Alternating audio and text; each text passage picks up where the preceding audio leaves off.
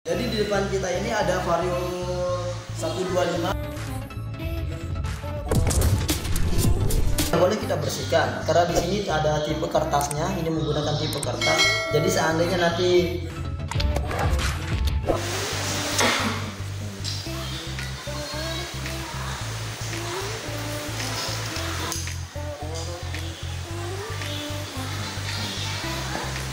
Assalamualaikum warahmatullahi wabarakatuh. Kembali lagi bersama kami di channel Arya Fasa. Jangan lupa untuk mendukung channel kami ini, teman-teman, untuk subscribe terlebih dahulu. Jangan lupa untuk menyalakan lonceng notifikasinya supaya teman-teman tidak ketinggalan informasi dari kami. Jadi di depan kita ini ada Vario 125.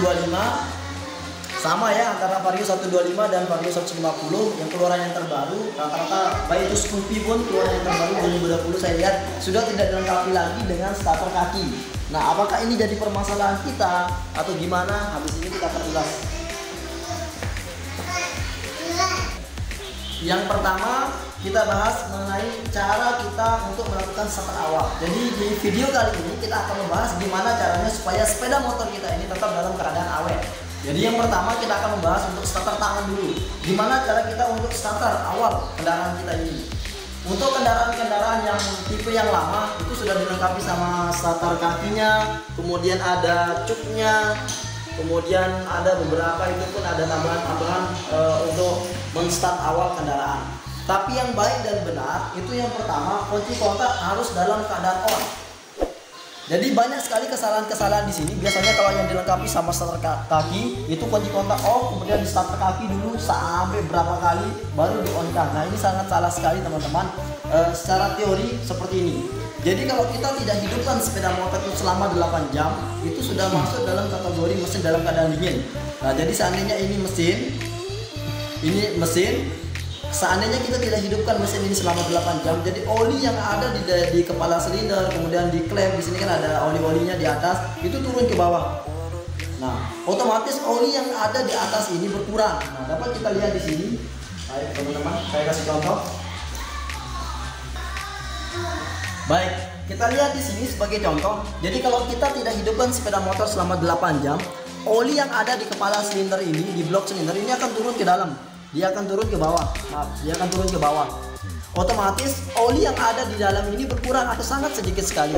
Ketika kita menghidupkan menggunakan starter kaki, otomatis dinding silinder dengan ring piston dan piston itu akan bergesekan tanpa oli yang maksimal.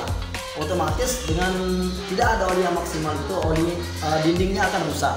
Nah, itu yang mengakibatkan sering terjadi bunyi di mesin, kemudian sering jebolnya ring.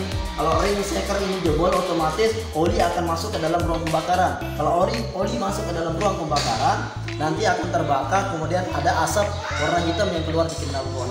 Nah, jadi yang benar itu teman-teman, bukan kunci kontak off, starter kaki baru on baru dihidupkan, tapi yang benar itu seperti ini.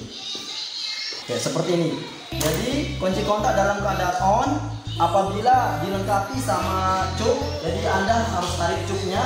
Tapi kalau tidak dilengkapi sama cuk seperti kendaraan-kendaraan yang terbaru sekarang, itu tidak perlu saudara untuk menarik cuknya. Kemudian baru kita melakukan starter. Baik. Itu cara yang baik untuk menggunakan sepeda motor. Jadi jangan langsung menggunakan starter kaki, tapi harus menggunakan starter tangan supaya cepat kendaraan Anda itu cepat hidup.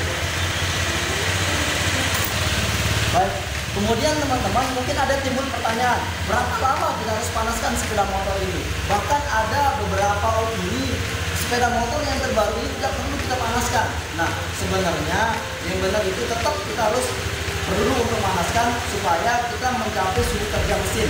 Jadi tidak boleh kita menggunakan sepeda motor ini apabila tidak mencapai suhu kerja mesin. Seandainya contoh mesin dalam keadaan dingin, kalau mesin dalam keadaan dingin kita paksakan untuk jalan, maka ada beberapa komponen di sana akan rusak gitu. Dan juga mengakibatkan sepeda motor makin boros. Jadi menghidupkan sepeda motor ini akan lama kita panaskan sepeda motor ini sampai suara sepeda motor ini rendah. Jadi kalau teman-teman perhatikan sepeda motor begitu kita start awal, itu suara mesinnya tinggi, RPM-nya akan tinggi. Lama kelamaan nanti RPM-nya akan rendah. Nah, begitu dia rendah dan rendahnya itu sudah stabil, baru kita off-kan atau bisa langsung digunakan. Itu artinya sepeda motor sudah dalam keadaan suhu normal, suhu kerja mesin. Atau seandainya secara teori kita panaskan itu 3 sampai 5 menit. Jadi seandainya kita tidak bisa mendengar dengan baik, bisa kita timer itu 3 sampai 5 menit untuk panaskan sepeda motor untuk mencapai suhu kerja mesin yang tadi. Yang kedua, apabila kita lupa untuk meng-off-kan kunci kontak, contoh kita tetap on-kan kurang lebih selama 12 jam, nanti sepeda motor ini akinya akan ngedrop. Otomatis kalau aki ngedrop tidak bisa kita starter tangan. Karena di sini tidak dilengkapi dengan starter kaki. Kalau dilengkapi sama starter kaki itu bisa kita menggunakan starter kaki untuk menghidupkan sepeda motor. Tapi beda halnya dengan kendaraan-kendaraan yang sekarang ini. Kendaraan-kendaraan yang sekarang ini tidak dilengkapi sama starter kaki. Otomatis kita hanya mengandalkan starter tangan. Kalau kita mengandalkan starter tangan, otomatis sumber utamanya itu adalah aki. Nah ini kasusnya apabila kita tetap keadaan on selama 12 jam, lebih dari 12 jamnya akinya akan ngedrop, kita tidak bisa starter kendaraan. Caranya gimana? Caranya teman-teman, di beberapa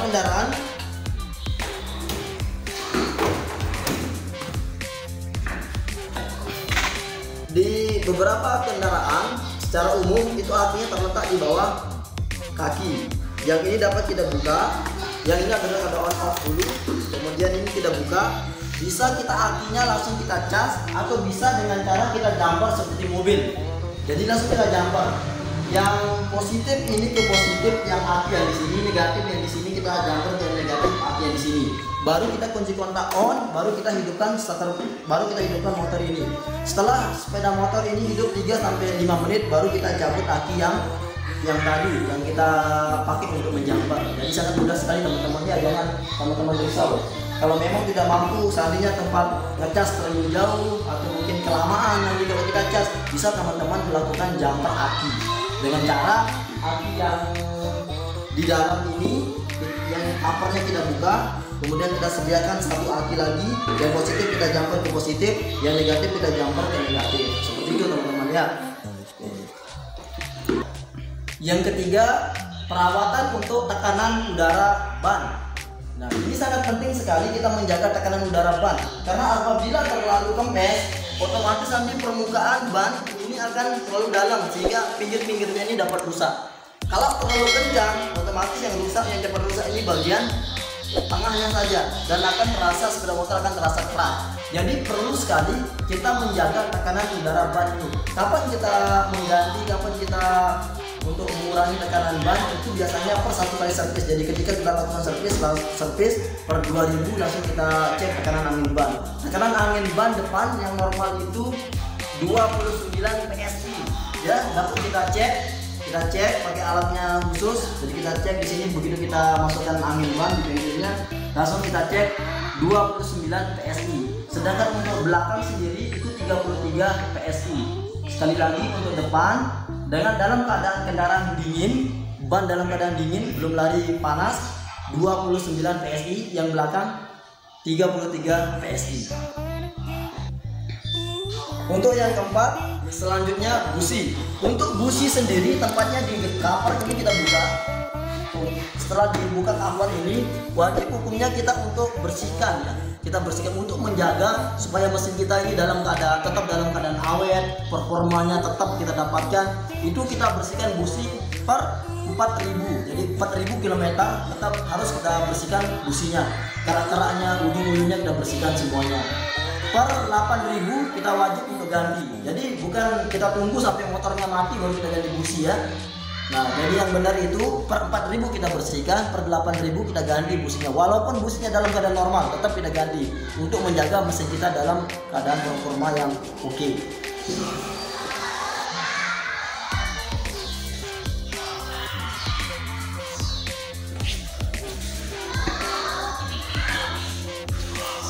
Selanjutnya saringan udara. Saringan udara ini saya tidak rekomendasikan untuk dibersihkan, karena kalau kita bersihkan saringan udara ini nanti takutnya mengganggu maksimal dari kerja saringan udara ini.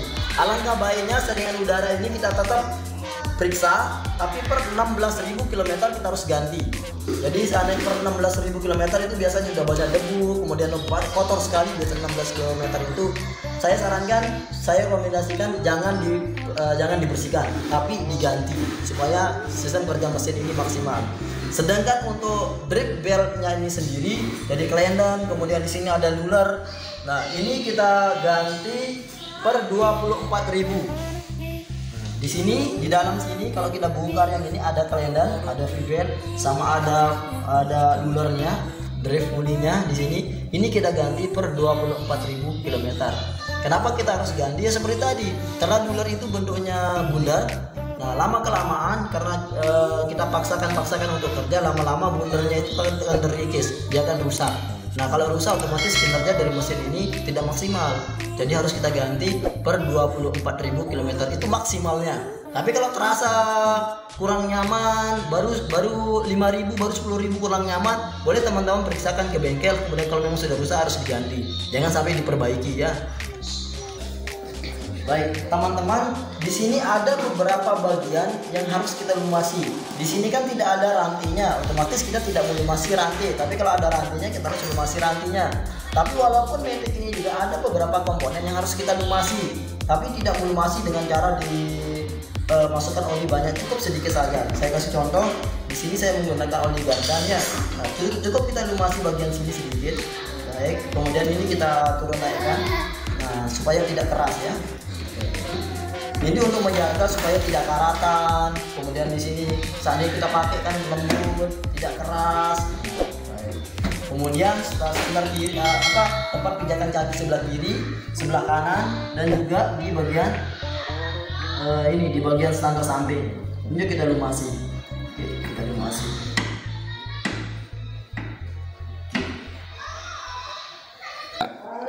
Baik teman-teman, itu beberapa tips dari kami dari channel Area Fasa, gimana cara kita untuk menjaga sepeda motor ini tetap dalam keadaan awet. Insya Allah nanti kita akan bikin konten-konten yang lebih menarik daripada ini. Jangan lupa untuk nyalakan lonceng notifikasinya supaya teman-teman tidak ketinggalan informasi dari kami. Assalamualaikum warahmatullahi wabarakatuh.